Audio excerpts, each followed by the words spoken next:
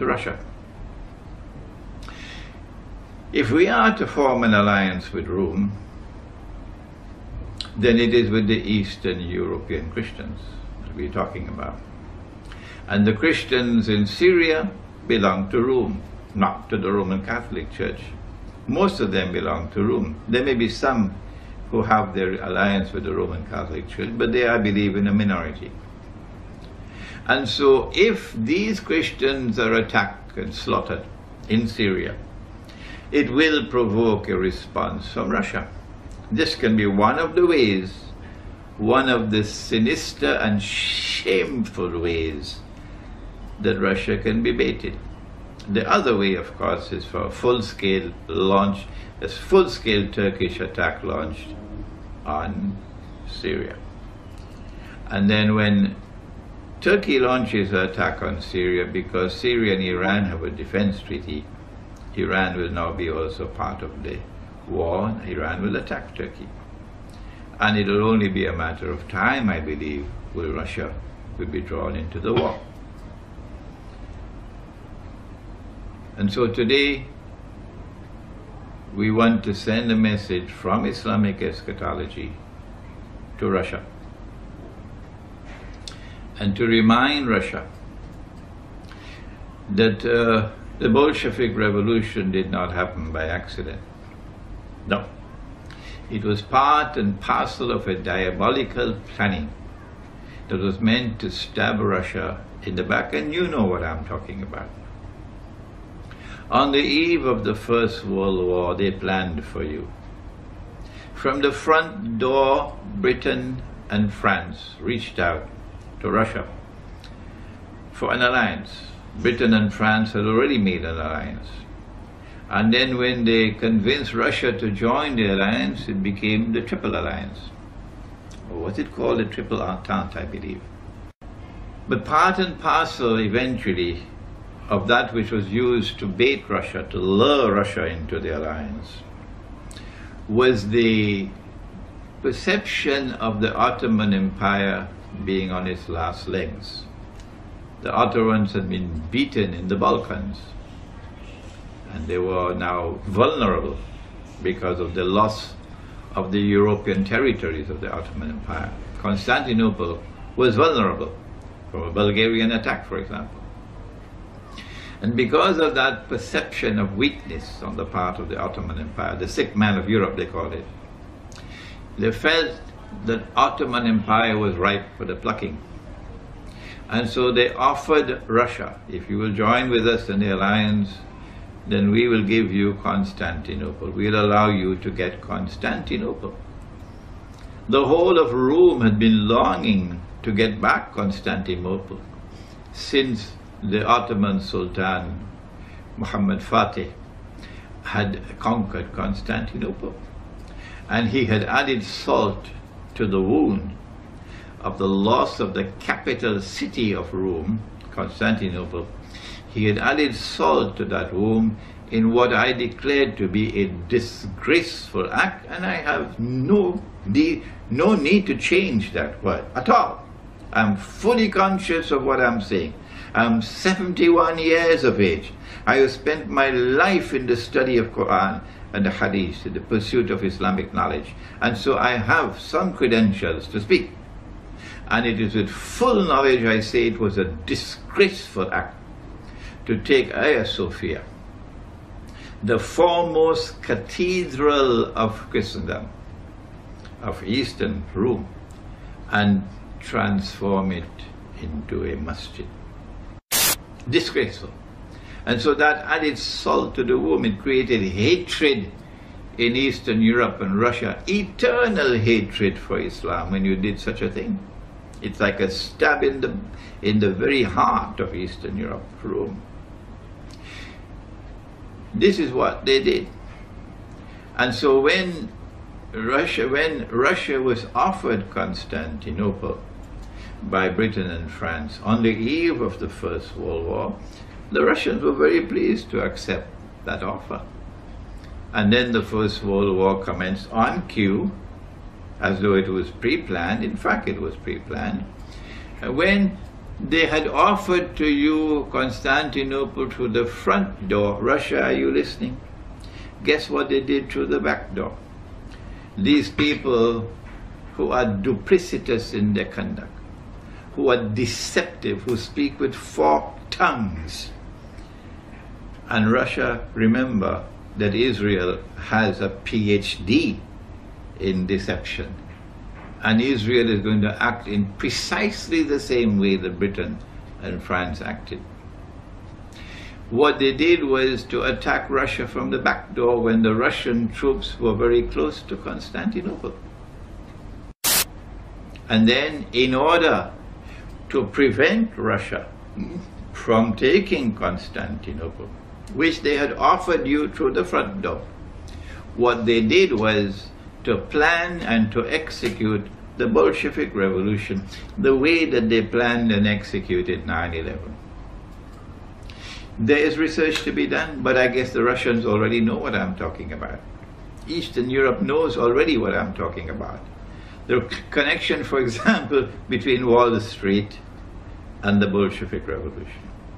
The connection, for example, between the Americans and the Siberian Railway to ensure that the Russian regime would not have the use of the Siberian Railway, and that the Bolsheviks would be able to use the railway to bring in troops and men. So the Bolshevik Revolution took place at the time when it did, I believe in October 1917, in order to prevent Russia, Rome, from getting Constantinople. This was their duplicitous conduct. This was the double standards. This was the forked tongue. And Russia, you should beware now, because we are on the verge of another world war. And they would attempt to deceive you one more time.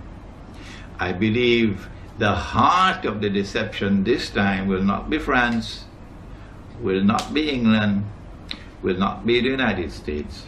It will be Israel. When they brought about the Bolshevik Revolution, they did it not only to prevent Russia from getting Constantinople, but for a second reason as well. The Bolshevik Revolution led in 1922 to the creation of the Soviet Union, into the communist ideology. Communism was not created by a schoolboy. Communism is not schoolboy economics. Not at all. The communist socialist economic theories were very, very, very skillfully constructed. It brought about what may be described as more egalitarianism in the economy. For example, the gap between the rich and the poor was brought down, made so small. The Russians today must be looking back at the days of the Soviet Union with nostalgia, because today in Russia it's gone so high. The rich are so rich and the poor are so poor. The gap is so high. They did it because there was some merit in the communist or socialist ideology. But they had state control of the economy and a dictatorial regime. And it was an atheist regime. And its mission for which it was constructed, was to destroy the Christian foundations of Russian society and of Eastern Christian Europe. And they wanted to do that so that the Western Christian faith would have the upper hand, would dominate. Because the Western Christian faith and the Judeo-Christian alliance always recognized that Rome represented a threat to them. And then look at what happened in the Second World War. Was it an accident that even after Germany had surrendered, they continued the war and then they stopped the war at a certain time? Why did they stop it at that time? Why did they not go forward? The reason why they stopped the war at the time that they did is so that the Soviet Union would have total control over Rome. All of the territories of Eastern Europe, where Rome was located, Eastern Christianity, so that the Soviet Union would continue its oppression of Christianity in that part of the world. And so the Bolshevik Revolution was a stab in the back of Russia. It brought with it certain benefits, but there was poison with it. Like, Al Jazeera. Some things which are very good, but so much of poison. Like, for example, Harun Yahya and all his books. So much of it's so good, but look at what his eschatology teaches you. And so it is very likely we are now on the verge of the big wars. We are at a critical moment in history, and Syria is the center of the chessboard. And it is necessary for the Russian leadership to ensure that they are not deceived. Be careful, be careful, be careful, because those who you're dealing with have PhDs in deception. One last word. Yes, Syria is the center of the chessboard in AkhirZAMAN, or the last age. Yes, indeed, we believe that the three main actors of AkhirZAMAN, or the end time, are eventually all going to be in Damascus at the same time. And so the battle for Damascus is at the heart of AkhirZAMAN. Imam al-Mahdi will be in the masjid. We mentioned in our last lecture that Nabi Muhammad alayhi salatu wasalam said that the masjid would be barricaded, locked up, the gates, and the Imam will be inside. And that when the prayer is about to start, the Son of Mary will come down from the sky with his hands resting on the wings of two angels, the son, of the Virgin Mary. Do you remember now? We Muslims, we share with you the view that Mary was a virgin. The Quran says about Mary, she is the highest of all the women in heaven. That's her status. That is what links us both, you and I. Our recognition of the status of Maryam alayhi salam, or Mary. And we and you are the only two people on the face of the earth who believe that Jesus will return, Nabi Isa alayhi salam. There is so much that links us together. We should not be fighting with each other. We should now be cooperating with each other.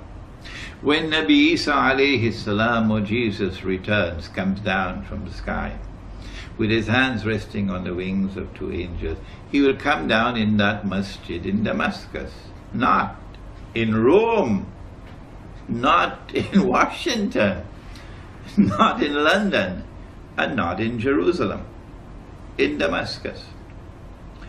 And when he comes down, the Imam al-Mahdi will recognize him and say, this is the son of Mary. In just the same way that John the Baptist has said, here he is, this is the man you've been waiting for, this is the Messiah. And so history will repeat itself. The divine plan is that of positive recognition. Firstly, through John the Baptist, Nabi Yahya alayhi salam, and now for the second time with Imam al-Mahdi. And the Imam will ask Jesus alayhi salam to lead the prayer. And he will say, no, the people have appointed you as Imam or prayer leader, so you lead the prayer. And after the prayer is over, he will say, open the gates. Meaning that the masjid, or the house of Allah, is barricaded, blocked with gates, which is a taste of things to come. They have already assassinated one sheikh, Sheikh Muhammad Saeed Ramadan al-Bhuti rahimahullah. Shame on you, shame on you, shame on you for what you did to him. And may Allah